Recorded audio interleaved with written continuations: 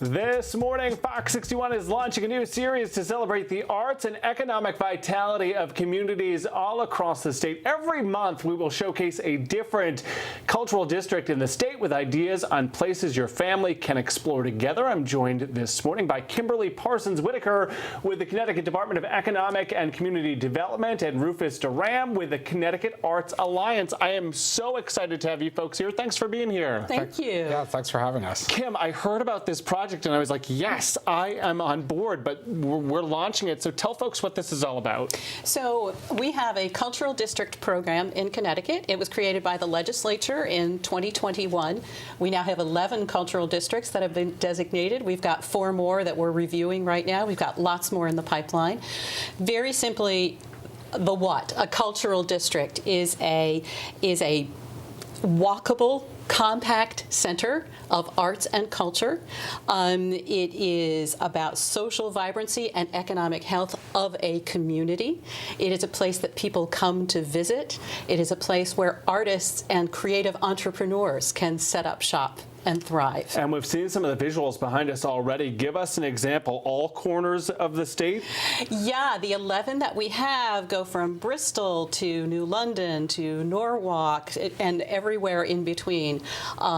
So yeah, and they're each different. They're all unique. And so every cultural district and the application process to become a cultural district is unique to that place. And Rufus, I'm so glad you're here to speak to the arts in our community and the diversity that we're talking about. As someone in our arts community, what does this mean for you? I think it just celebrates how impactful the arts really are in Connecticut. There's so much to do in this state. I grew up here, left, and then came back because we love Connecticut so much. And all of my friends in New York City are constantly like, why don't you come visit? And I say, why don't you come visit me? I'm always busy on the weekends. There are galleries, museums. Everyone's about 10 minutes away from a trail to hike on. 97% of our restaurants are family or independently owned. And we are a huge part of the economy in the state. We're actually 4% of our state's GDP, which is about $12.7 billion of economic activity in the state. And we employ about 54,000 people across Connecticut. What a huge footprint there, and what an opportunity. Speak to what you think might surprise someone at home. I've been lucky enough to travel a great portion of this state.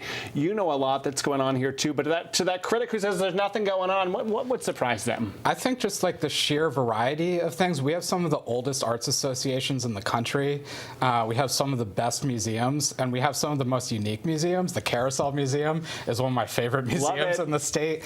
I have to show a little hometown pride. I come from Kent, but the Eric Sloan Museum, Antique Machinery Museum in town is really doing a great job connecting young kids to the trades. Yeah. And celebrating the history of creativity and making that Connecticut has. You and I could travel this state together. I've been to a lot of these great places. Kim, I want to make sure people leave this segment feeling empowered. So somebody has the itch, right? They're saying, my community is great for this. I want to get on board. What should that person know? The very first thing to do, and the first thing to know, is that cultural districts, by the way it's set up and the standards and criteria, are started by a municipality, but the municipality must work in collaboration with the private sector, the arts organizations, artists themselves. And so the first thing to do is for the municipality to reach out to their regional arts council. So the Connecticut Office of the Arts works with our regional arts councils across the state. And the regional arts council can help guide them. There's asset mapping. That's the first important step, where it's simply the community sitting down and, whether it's push pins or sticky notes, identifying all the assets in the community. The brainstorming begins. We'll make sure we get all of this information up on our website, fox61.com. So excited about this new partnership. Thanks for being here. Thank you so much, Keith. Thank you. All right, have a great day.